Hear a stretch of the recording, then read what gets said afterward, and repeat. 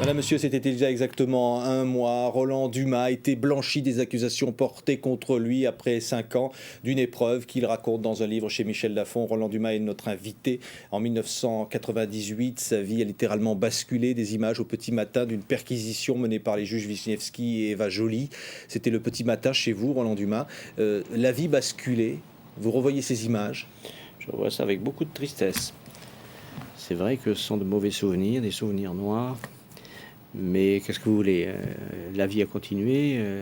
Le verdict de la cour d'appel m'a blanchi totalement. Je dis bien totalement, car les attendus méritent d'être lus pour montrer que les magistrats de la cour d'appel, qui jugeaient en 2e degré, ont eu le souci de regarder ce qu'on avait appelé des accusations et de les rejeter comme n'étant pas fondées. Parce que dans ce livre, vous racontez cette épreuve et vous apportez, vous dites, des preuves aussi. Voilà, c'est pour ça que ce titre, en 2 parties, présente son intérêt. C'est-à-dire, l'épreuve, c'est celle que j'ai supportée, l'épreuve, c'est celle que je verse au débat et qui, pour la plupart, ne sont pas connues. Alors, tout part de cette idée, d'ailleurs, acquise par ces 2 juges qui vont littéralement, dites-vous, vous harceler pendant ces 5 années. C'est-à-dire que Loïc Le Floch-Prigent, embauché à la tête d'Elf, aurait bénéficié de votre soutien pour cela. Vous êtes en liaison avec Christine Devier-Jancourt qui ferait pression sur vous, en particulier notamment pour ce qui est de la vente de frégates à Taïwan.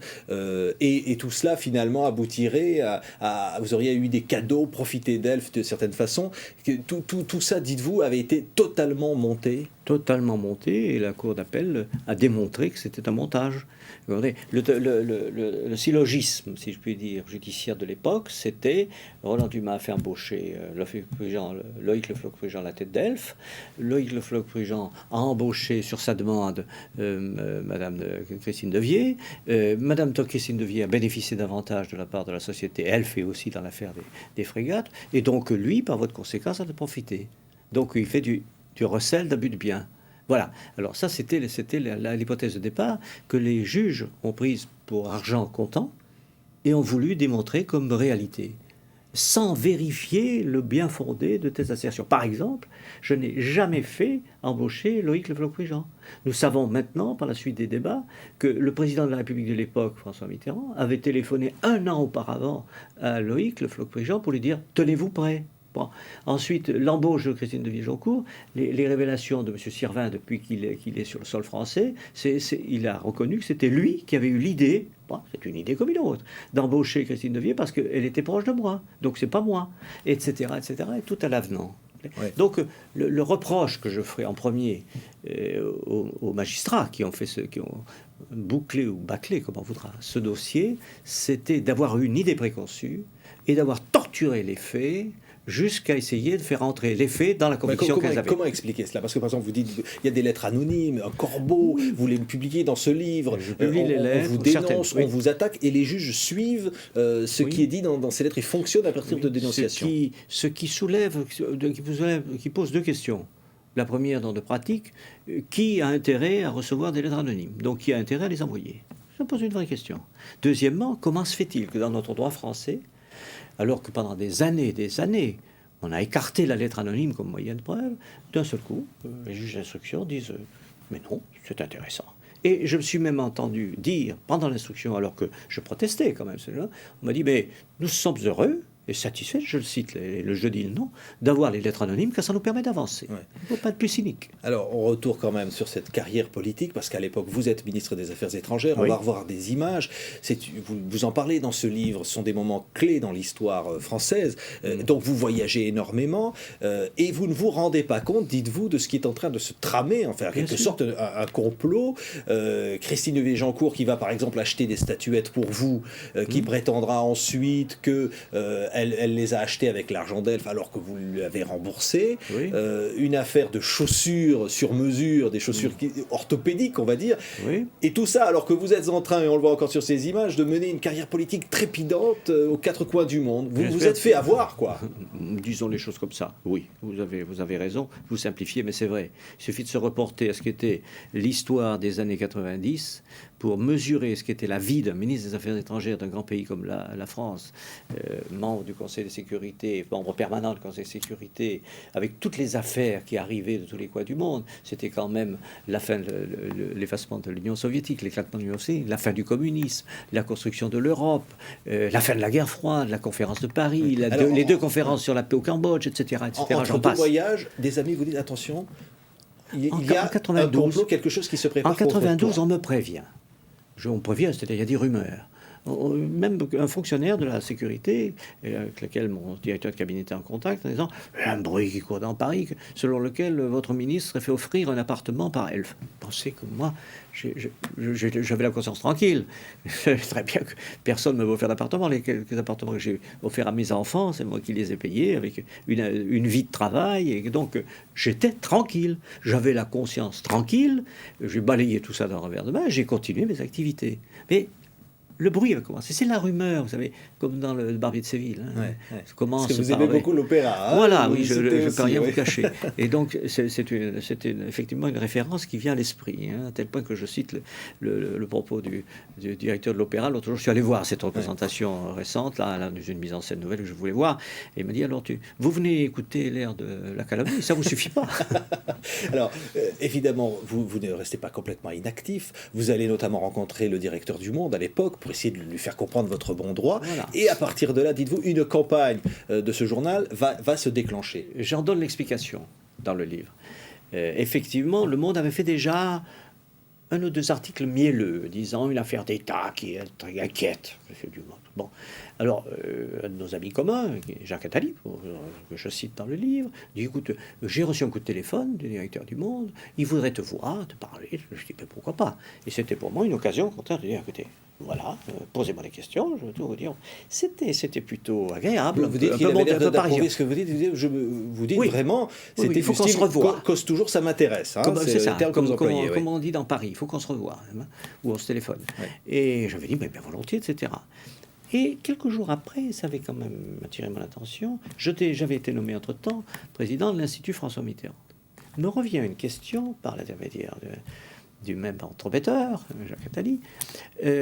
Voilà, il voudrait savoir s'il y a des choses dans les archives de l'Institut sur les écoutes téléphoniques, puisqu'il y avait déjà une querelle entre Mitterrand et Le Monde sur les écoutes téléphoniques. J'ai cherché, j'ai fait dire qu'il n'y avait rien. 8 jours après, ou 6 jours après, commence la campagne qui va durer 5 ans. Ouais. Et vous l'expliquez par cela? C'est-à-dire une vengeance de ce journal? Pour ce qui concerne la campagne du Monde. Ouais. Bon. Vous citez des chiffres. Vous avez vu des centaines de fois dans tous les articles consacrés à la question. Oui, pour montrer dans quel état on se trouve quand tous les jours on reçoit un journal de l'importance du Monde qui titre sur 5 colonnes le scandale du mal. Ouais. Pendant des mois et des mois, avec toujours le même genre d'article qui répète, qui redit les mêmes choses, où on vous cite régulièrement. Mais alors tout ça, ce sont donc les statuettes et les fameuses chaussures orthopédiques. Oui, mais le fond, c'était pas tout à fait ça. C'était, M. Dumas a mis de l'argent en espèces sur ses comptes. Or, il fréquente Madame de Villéjoncourt qui reçoit de l'argent d'Elf. Donc, c'est probablement de l'argent d'Elf. Alors, les juges ont cherché pour voir si la secrétaire qui tenait mes archives, mon secrétariat, qui allait me tenir mes comptes, c'était pas Madame de Vie elle-même. Je veux dire, il y avait tout un environnement comme ça qui relève de la calomnie et de l'insinuation et qui visait à faire entrer, je répète, les faits en les triturant dans le préjugé. On arrive à la grosse affaire, c'est l'affaire des frégates. Voilà. Et là, on va essayer de démontrer que vous avez pu influencer dans le choix qui était fait donc à vendre des frégates à Taïwan malgré les conséquences diplomatiques à l'égard de la Chine et que vous auriez fait cela pour faire bénéficier Thomson, en l'occurrence, qui était en guerre économique avec Matra sur cette question. Et évidemment, il y a la question aussi des commissions sur cette affaire. On vous dit dans ce livre et sans citer directement d'autres ministres, que vous étiez au contraire celui qui avait retenu ce marché. J'étais le ministre minoritaire du Conseil des ministres, parce que je disais, il ne faut pas faire cette affaire. J'en mesure bien l'intérêt économique, l'intérêt commercial, pour la balance des comptes de la France, mais moi, je suis en charge de la diplomatie. Je ne suis pas en charge des équilibres financiers. Donc, je donnais mon point de vue, et je disais qu'on ne pouvait pas courir 2 lièvres à la fois, qu'on ne pouvait pas à la fois vendre de l'armement à la Chine, Taïwan, sans mécontenter la Chine de Pékin. Mais qu'est-ce qui va se passer Et là, finalement, parce que oui. c'est très clair, vous le dites, Jean-Pierre Chevènement, ministre de la Défense, lui est pour. Oui, et vous n'êtes pas le seul. Ouais. Le ministre du Commerce aussi. Et la nouvelle première ministre, aussi, Edith Cresson, elle va faire que le président de la République en avait assez de cette bataille entre ses ministres. Il a nommé donc Madame Cresson, une date que j'indique, elle devient Premier ministre. Le premier travail dont elle est chargée, c'est d'arbitrer entre les ministres. Et là, je dois dire, mon corps défendant, elle m'a donné tort dans l'arbitrage, c'est-à-dire, on va faire cette affaire, et qui plus est, je suis chargé dans l'arbitrage ministériel d'aller expliquer aux Chinois de Pékin qu'il faut avaler la pilule et que ça ne change rien à nos relations diplomatiques profondes. Donc l'arbitrage a été rendu, c'est vrai, contre moi. Donc, est-ce que vous insinuez, M. Dumas, que certains auraient pu toucher de l'argent de ces commissions? Non seulement je l'insinue, mais je le pense profondément. C'est-à-dire dans la classe politique, y compris... Tout, partout. Mais plus précisément dans le gouvernement de l'époque? Peut-être pas directement dans le gouvernement de l'époque, non. Mais beaucoup d'intérêts et d'intermédiaires ont pris de l'argent. Vous citez le chiffre 1,6 milliard de commissions perdues, volatilisées dans cette affaire de frégate. J'ai dû le chiffre par un banquier qui a vu passer l'argent, qui est venu déposer au tribunal pendant le premier procès, en première instance, et qui s'est entendu dire par la présidente du tribunal, « Monsieur, on vous remercie, le tribunal vous remercie, mais nous ne sommes pas chargés de ça. » Elles étaient chargées des chaussures. Oui. Voilà. Ça veut dire que des intérêts supérieurs... Vous n'avez pas l'impression, encore une fois, je vais dire, évidemment, il y a Christine de Viégeancourt, cette maîtresse encombrante, il y a cette situation, vous avez l'impression que vous avez fait preuve d'un certain amateurisme, que vous êtes fait rouler d'une certaine façon. Je ne dirais pas d'amateurisme, parce que bon, je ne le pense pas, en tout cas dans les activités officielles qui étaient les miennes, mais là, j'ai fait preuve de négligence, probablement. J'aurais dû surveiller ça de près. Mais comment aurais-je pu le surveiller? Je ne vais pas aller mettre mon nez dans le sac, dans l'utilisation de la carte bleue, dans les comptes de ceci ou de cela. Moi, j'avais mon activité, il se passait des choses en dehors de moi, vous pensez bien qu'on se gardait de m'en parler. Oui, mais vous dites très clairement dans ce livre, parce que c'est un livre passionnant, écrit avec votre style, parfois avec les coups de griffe que l'on imagine. Mais on ne se refait pas. Voilà, compréhensible dans ce que vous avez subi. D'ailleurs, vous dites clairement que vous aviez voulu mettre fin à vos jours. C'est vraiment ça aurait pu être le cas. C'est pas une image de roman. On n'est pas dans le roman, là où on est dans le roman noir. C'est vrai.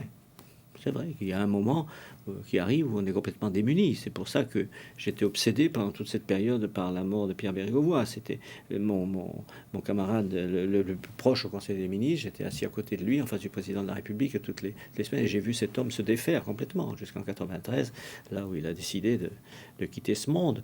Et je ne pouvais pas m'empêcher à la fois de penser à lui, de dire comme c'est ridicule que cet homme de si grande valeur ait mis fin à ses jours pour une campagne de calomnie contre lui. Je fais des comparaisons avec le reste d'autres exemples que l'on a connus dans l'histoire.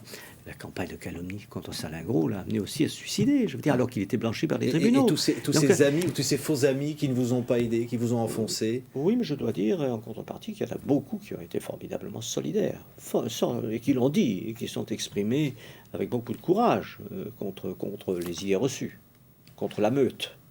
Merci, les chiens, Roland Dumas. Les chiens, disait Mitterrand.